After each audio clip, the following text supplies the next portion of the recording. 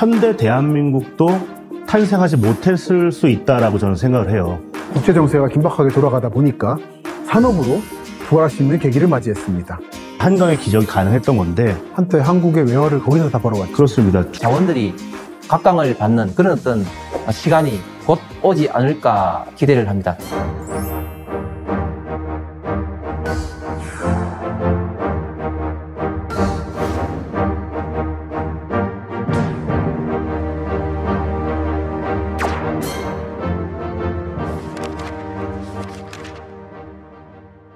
안녕하십니까, 김시석입니다. 도시직설 오늘은 강원도 남부의 지역이죠. 영월군을 찾아갑니다. 영월군이라고 하면 역사를 좋아하시는 분들은 조선의 단종과 세조를 떠올리실 거고, 현대한국 그리고 산업에 관심 있으신 분들은 상동의 텅스텐 광산 그리고 옥동의 탄광을 많이 떠올리실 겁니다. 탄광도 문을 닫으면서 한동안 영월은 방향을 잃었었죠. 그래서 특히 관광으로 힘을 쏟는 시기가 있었습니다. 그리고 이제 다시 산업으로도 부활할 수 있는 시기가 와서 예전에는 산업만으로, 한동안은 관광만으로, 이제는 산업과 관광의 양대축으로 부흥을 꿈꾸고 있는 영월군. 그 모습은 어떤 상황일지 저와 함께 찾아가 보시겠습니다. 그러면 영월군 편 시작합니다.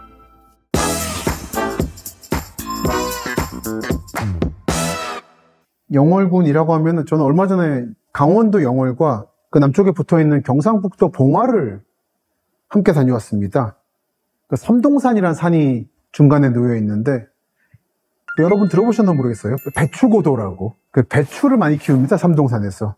그래서 그 지역에 이것저것 보러 갔는데, 갔더니 마침 농사를 짓고 계시는데 이분들이 다 동남아시아 분들이시더라고요. 예전엔 여기 화전민 분들이 독가촌이라고 재정착을 해서 농사를 많이 지으시고 고생을 많이 했다는 얘기를 들은 바가 있었습니다. 그래서 그 흔적을 찾으러 갔었는데, 그 화전민 분들이 정착한 마을은 이렇게 생겼습니다.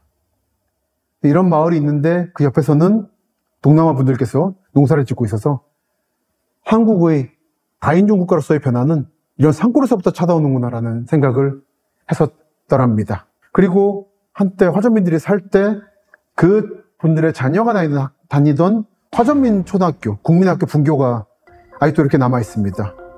이 모습은 제가 조금 찍었어서 좀 보시죠. 이게 학교 내부입니다. 조그만 학교였고, 학교가 문 닫은 다음에는 게스트하우스 같은 걸로 쓰다가 영업을 중단했다고 해요. 요만한 학교예요. 그 바닥이 아슬아슬하게 무너지기 직전이라서 조심조심 다녔는데 이렇게 생겼고요. 뒤에 가보면은 이런 깊은 산골, 이런 데까지 화전을 하는 거죠. 하다가 농사를 중단하게 되고 이제 아무것도 안 하게 되면 풀이 무성해지는데, 그거를 이제 묵은밭이라고 합니다. 등산하시는 분들은 아마 등산 포인트 중에 묵은밭, 숯가마터 이런 걸 많이 들으셨을 거예요. 이런 학교가 있고 깊은 심산유곡이 펼쳐지는, 이게 강원도 영월군에 대한 대표적 이미지죠. 근데 이런 깊은 산골짜기까지 조선의 국왕이 유배를 왔다는 거 아니겠습니까? 그렇죠. 워낙에 이제 또 심산유곡이다 보니까 이제 유배를 간 걸로 보여지는데요. 물론 그렇다고 해서 완전히 교통이 두절된 곳이냐, 그렇지만 않은 게 이 한강이 다 연결된 곳이잖아요. 서강과 동강이 만나는 곳이 영월이다 보니까.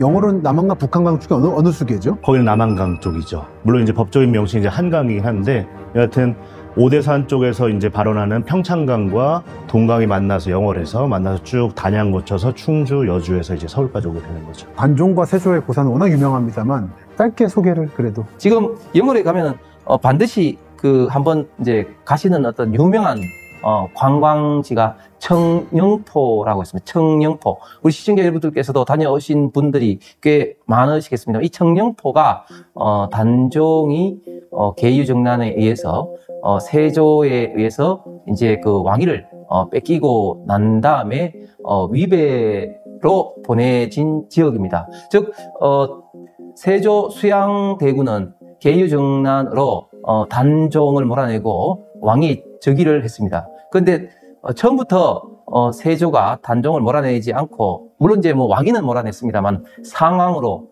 존중을 하면서 도성에 이제 머물게 했죠. 그래서 같은 이제 궁궐의 상왕으로 이제 모시고 있었는데, 성삼문, 이계, 박팽년 등 사육신에 의해서 1차 단종 복위 운동이 일어나게 되었습니다. 그래서 사육신이 죽고 난 다음에 이래서는 안 되겠다 싶어서 이 상황이었던 단종을 멀리 이제 유배를 보내게 되었습니다. 지금도 영월이 그렇게 교통이 좋은 지역은 아닙니다만 그때 조선시대 때는 얼마나 안 좋았겠습니까? 그래서 단종이 결국 이제 영월로 멀리 이제 유배를 이제 가는 중에 양평을 거쳐서 이제 갔는데, 지금도 이제 양평에 가면은 이제 남한강과 북한강이 합류해 있는 두물머리라는 지역이 있습니다. 두물머리를 이제 경유해서 이제 가게 되는데, 그런 어떤 단종이 경유하는 지역마다 그런 어떤 슬픈 어떤 그런 이야기들이 전해져 옵니다. 그러면 왜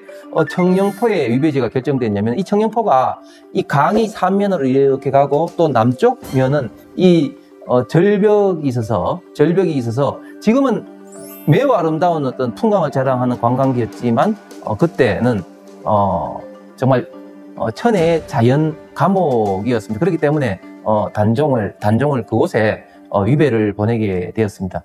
말 그대로 육지 속의 절의 고도 같은 곳이었는데, 당시 이제 뭐 물난리 같은 게 이제 우려되다 보니까 한 2달 정도 있다가 결국 나오게 됩니다. 그래서 영월 읍내에 현재 있는 관풍헌 일대에서 이제 머무르다가 결국에는 사약을 받고 사망케 되는 거죠. 하지만 뭐 세조가 눈을 시퍼렇게 뜨고 있는 상황에서 누구도 시신을 거두는 사람이 없었던 거예요.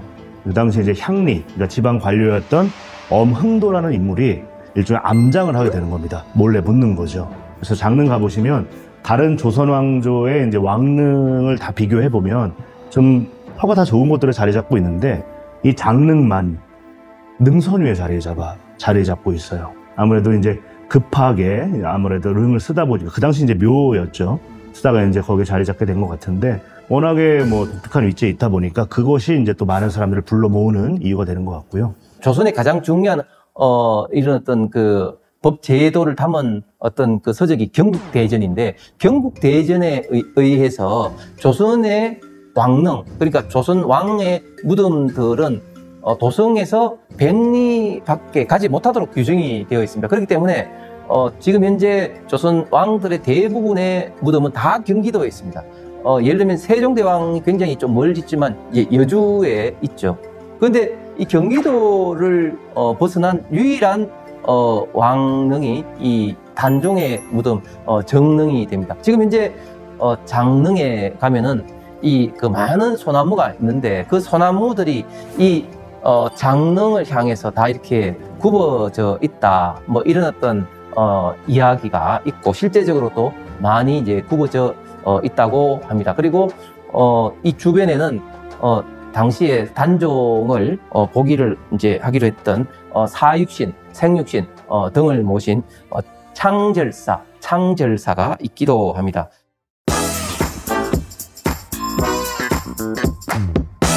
아마 영월이 없었다면 현대 대한민국도 탄생하지 못했을 수 있다라고 저는 생각을 해요.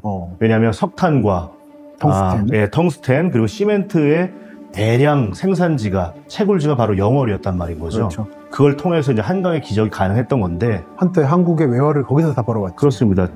근처에 있는 충북의 이제 제천, 단양 일대와 함께 한국 그 시멘트 생산량의 거의 절반을 가까이를 차지했던 곳이, 실제로 상동광산, 전 세계 그 당시에 생산량의 10% 가까이가 상동광산에서 나왔던 거잖아요. 네, 말씀하신 것처럼 생산성에 밀려서 결국 중단이 됐다가 다시금 그 가치가 이제 떠오르고 있는데, 이 당시에 이제 시멘트 이제 공장들 문을 닫는 시기, 또 석탄광산 폐광, 상동광산 폐광 등등이 이제 연이어 몰아닥치다 보니까 어떻게 이제 이 생활을 이어갈 거냐.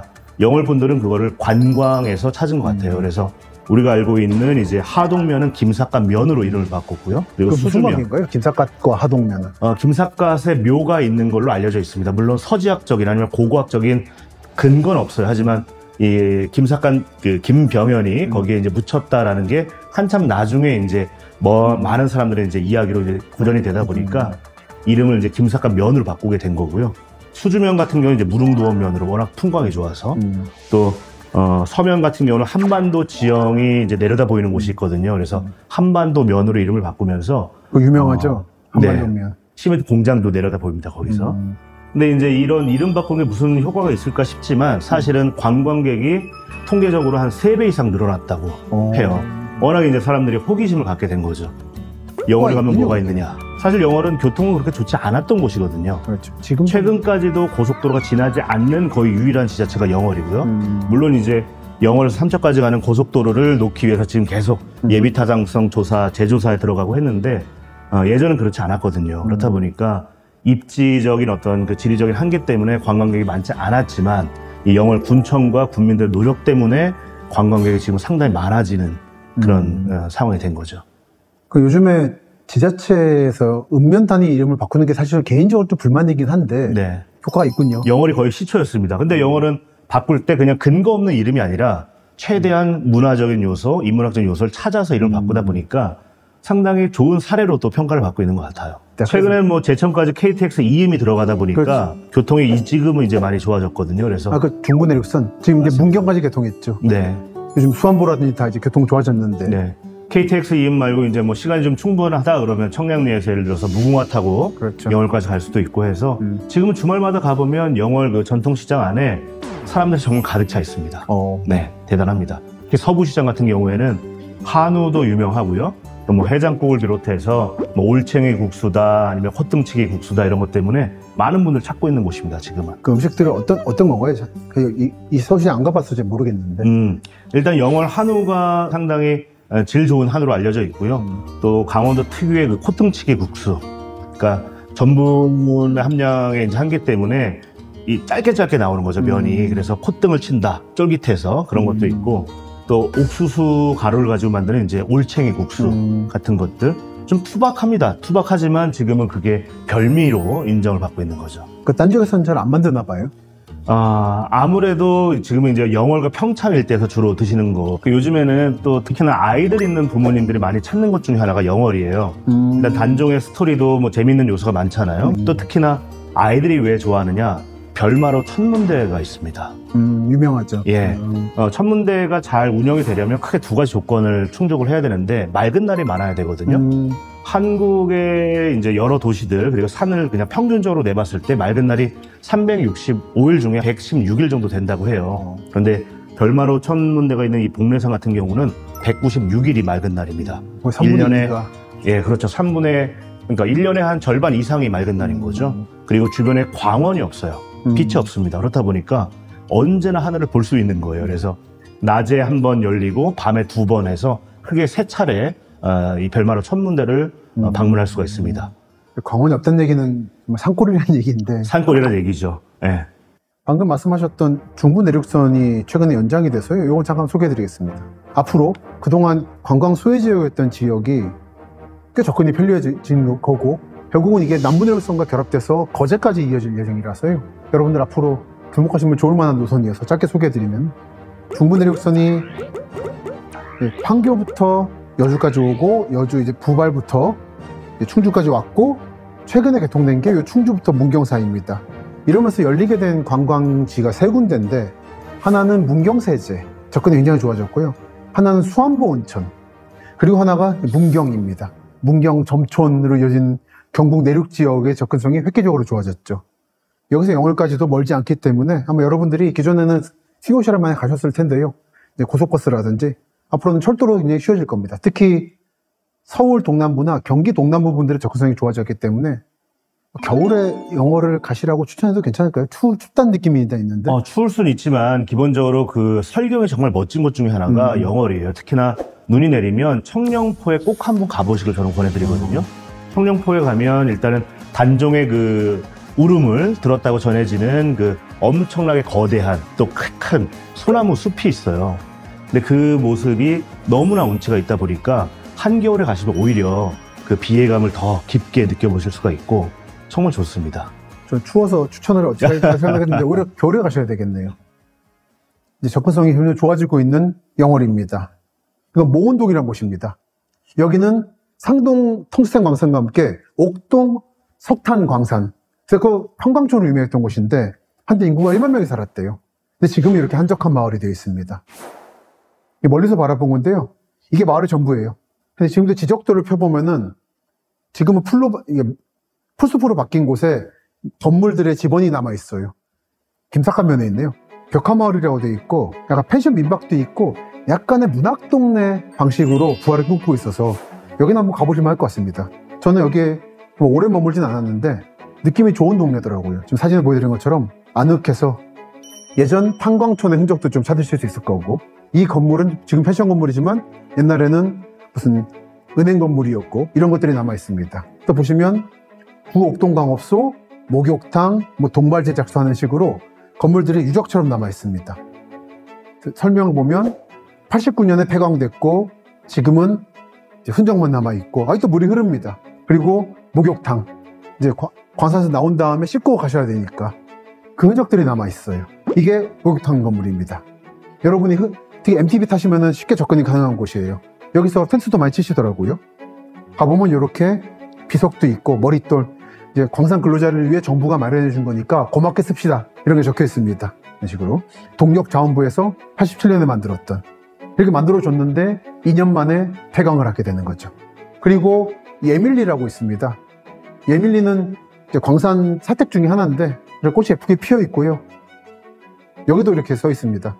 동력자원부가 86년에 사택촌을 만들어줬다. 이런 건물들이 남아있어서 지금은 전혀 탄광촌 흔적이 없는데, 이런 건물들 사실 이거를 아까 그 모운동처럼 약간의 게스트하우스처럼 개발해도 어떨까 싶어요.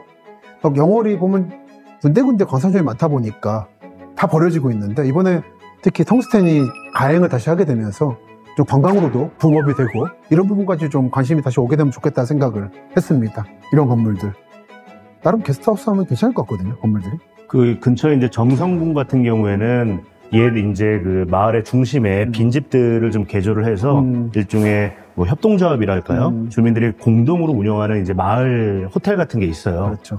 근데 이제 아직까지 영월 같은 경우는 교통의 한계, 그리고 사시사철 관광이 고르지 않다 보니까 거기까지는 나가지 못한 것 같긴 한데. 그 부분이 아쉽더라고요. 네. 조금 이런 거를 자꾸 없애거나 버리지 말고 군 차원에서 좀 관심 가지면 어떨까 생각이. 그것도 그렇고 이제 주민들 스스로도 관심이 있어야 되는데. 맞습니다. 일단은 그래서 지금은 읍내 위주로 읍내가 먼저 이제 활성화를 위한 사업들을 좀 하고 있고요. 영월 같은 경우에도 지금은 읍내 안에 들어가면 좀 복잡복잡하고 으쌰으쌰하는 분위기가 좀 느껴집니다. 말씀드리니까 사람도 많이 오는 것 같고. 예. 그리고 봄, 가을 이제 철마다 그 관풍원과 영월 객사 주변 그쪽에서 행사들도 많이 합니다. 요즘에는. 그러면 주변에 뭐 숙소가 다 동이 날 정도가 되거든요, 사실. 이런 데까지 분산되면 좋을 텐데요. 네.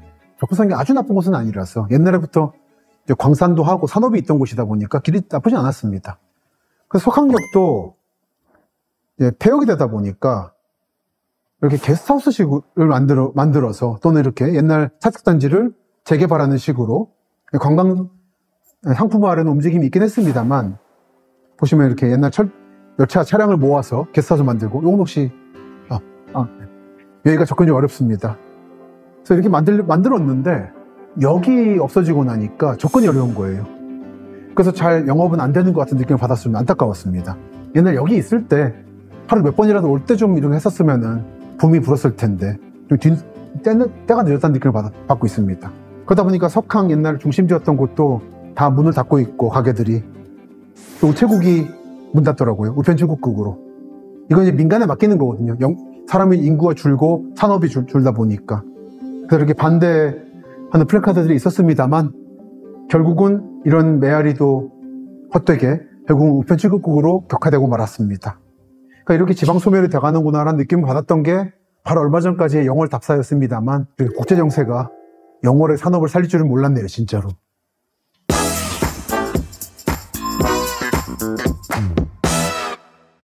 앞으로 영월은 어떻게 될까요? 제가 생각할 때는 지금 현재 영월에 많은 어떤 이제 은민들이, 그리고 주민들께서 지금 현재 지역을 발전시키기 위해서 노력을 다양한 각도로 많이 지금 하고 계시는 것 같습니다. 대표적인 것이 영월의 폐광산이라든지 이런 것을 좀 활용을 해서 박물관, 고을, 특구가 2000년대 중반에 지정이 되었습니다. 책 박물관을 시작으로 해서 현재까지 23개의 박물관이 영월 지역에 있다고 합니다. 군 지역에서는, 그리고 영월같이 작은 지역에서 23개 박물관이 있다는 것이 참 이색적이긴 한데, 그만큼 지역에 폐광된 지역이라든지 또 아름다운 어떤 풍광을 자랑하는 어떤 그런 지역의 어떤 자원을 배경으로 해서 많은 어떤 박물관을 유치하고 만들기 위한 어떤 그런 노력을 했다고 볼 수가 있겠습니다. 폐광된 지역을 좀 발전시키기 위해서 국가적으로도 어떤 폐광된 지역 관련된 어떤 특별법도 만들어졌고, 관련된 정책이 예를 들면 정선 같은 경우는 카지노도 있고 합니다만은, 이렇게 박물관으로 지역을 발전시키고자 하는 것은 또 영월만의 독특하고 그리고 참신하면서도 굉장히 좀 좋은 어떤 그런 어떤 정책이 아닐까 합니다. 그리고 지난번 이제 청송편에서도 말씀을 드렸지만, 영월 지역에서도 교도소라든지 이런 어떤 보통 생각할 때는 좀 기피 시설이라고 할 수 있는 시설을 적극적으로 좀 유치를 했습니다. 그래서 영월 교도소가 지금 현재 있는데, 최근에 지어진 교도소 중에서는 가장 큰 어떤 규모의 또 교도소라고 합니다. 그리고 최근에는 또 드론 어떤 시험장이 또 조성이 돼서 드론 관련된 어떤 산업 기업을 유치하는데 큰 어떤 자극제가 되지 않을까 생각합니다. 아까 소개를 해드렸던 상동 텅스텐 광산의 모습을 좀 보여드릴게요. 뭐 얼마 안 된 예전에 답사를 가서, 요즘에 이제 광업 이제 가행 단계로 다시 돌아갔습니다만, 아직 폐광 상태일 때 드론으로 저희 답사팀 멤버들이 촬영한 모습입니다. 이런 식으로 유적지로 남아있는 곳은 좀 있죠. 근데 여기는 유적지가 될 뻔하다가 다시 기능을 하게 돼서 좀 신기하다는 생각을 하고 있습니다. 이게 석유도 그렇지만 자원이 고갈된다는 건 사실은 좀 없는 것 같더라고요.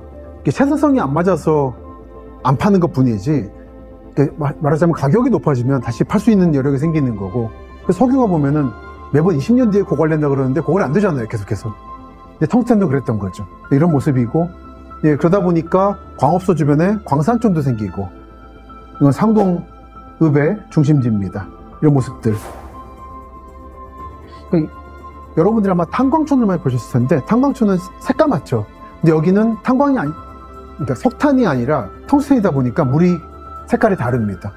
이런 모습이 남아있어서, 한참 갔을 때 이 텅스텐 채굴을 재개하는 업체 이름은 굳이 말씀 안 드리겠습니다만, 업체는 와 있었고 이제 시험을 하는 중이었던 것 같습니다. 당분간 이 지역이 획기적으로 광산촌의 모습을 바꾸거나 할 것 같지는 않기 때문에, 한동안 서울로는 버스가 끊겼었어요. 한 2, 3년 전 사이에. 다시 아마 부활할 것 같기도 하고 하니까, 조만간에 몇 년 사이에 이 지역에 돈이 다시 돌 거라서 많이 모습이 바뀔 겁니다. 바뀌기 전에 한번 가보시기를 권하고 싶네요. 그래서 보시면 여기가 상동읍사무소 지역이고 광산촌이 있고 그랬습니다. 가보면 여기는 이제 광산촌도 있고 탄광촌도 있는 지역, 그리고 이게 상동광업소입니다. 방금 제가 보여드렸던 사진들은 상동광업소 주변이고 광산촌이 있는 거고, 이 물을 바탕으로 읍이 만들어지게 되는 거죠, 읍사무소가. 지금 현재 촬영한 상동광업소 광산촌 주변 경관입니다. 이거는 광산촌의 사택단지예요. 보시면 두 가지 형태가 보이는데, 왼쪽은 연립주택 아파트 형태고, 이 아래쪽은 단독 건물입니다. 요 아랫게 예전 거 식민지 때 사택단지고, 위가 새로 만든 겁니다. 이렇게 생겼고요, 모습이. 2층짜리고 단층입니다. 하늘 아래 첫 놀이터, 꾸러기들 해서 이 동네 상동읍 광산촌 주변에 살았던 어린이들의 이름이 적혀 있던데, 이 어린이들은 다 지금 어디 있을지. 그리고 상동 텅스텐 광산이 다시 채광을 하게 되면서 다시 어린이들이 늘어날 수 있을지, 그런 생각도 하게 됐었습니다. 특히 상동의 텅스텐 광산은 최근에 신냉전 속에서 주로 텅스텐이 중국에서 나오다 보니까, 미국 측에서 중국의 원자재에 미국이 지나치게 의존하는 걸 막기 위해서 우방국에서 산출되는 레어 메탈들을 이용하자라는 움직임이 생기다 보니까, 이 영월의 텅스텐 광산은 다시 채굴하려는 움직임이 시작되고 있습니다. 그래서 얼마 전에 가동이 들어갔죠. 그 당시 이제 상동의 텅스텐 광산을 중단했던 게 광물이 고갈돼서가 아니라 채산성 문제였거든요. 근데 채산성 문제를 뛰어넘어갈 만큼 국제 정세가 긴박하게 돌아가다 보니까 영월은 다시 산업으로 부활할 수 있는 계기를 맞이했습니다. 또 한 가지 좀 중요한 것은, 영월이 예나 지금이나 지리적 어떤 그 한계 때문에 교통이 참 안 좋은데, 동서 육축 고속도로가 지금 계획이 돼 있어요. 동서 육축 고속도로는 평택부터 삼척까지인데, 현재는 평택부터 제천까지는 지금 현재 완공이 되어 있습니다. 그래서 제천부터 삼척 구간이 아직까지도 이제 완공이 되어 있지 않은데, 최근에 제천과 영월에 관련된 것이 이제 예비 타당성 심사가 통과가 되었습니다. 그래서 곧 조만간 이 착공이 이루어지고 앞으로 남은 영월과 삼척 구간도 이제 그 예비 타당 심사가 통과된다면 이제 동서 육축 고속도로가 이제 완공이 될 것으로 예상이 됩니다. 그렇게 되면 영월에 대한 어떤 접근성이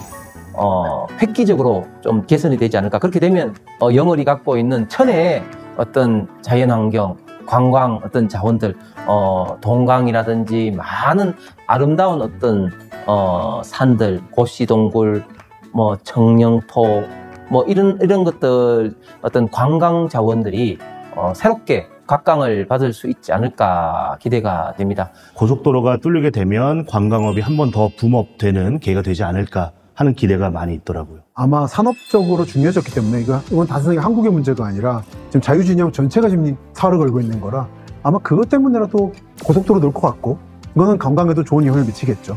물론 이건 영월군만을 위한 것만은 아닙니다만서도 이 강원 남부나 경북 북부는 워낙에 소외된 지역이라 강원도에서도 경상북도에서도 이번에 이런 기회를 통해서 전체적으로 지역이 활성화되길 바라는 마음이 있습니다. 오늘은 강원도 남부의 숨겨진 보석인 영월을 알아봤습니다.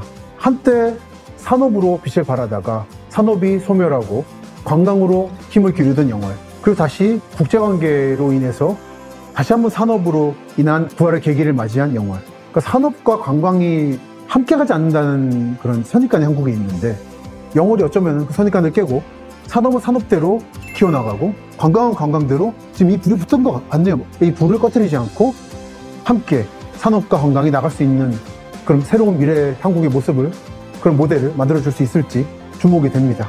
그럼 도시직설 영월군 편은 여기서 마치고요. 다음 시간에는 특집편으로 찾아뵙도록 하겠습니다. 수고 많으셨습니다. 감사합니다.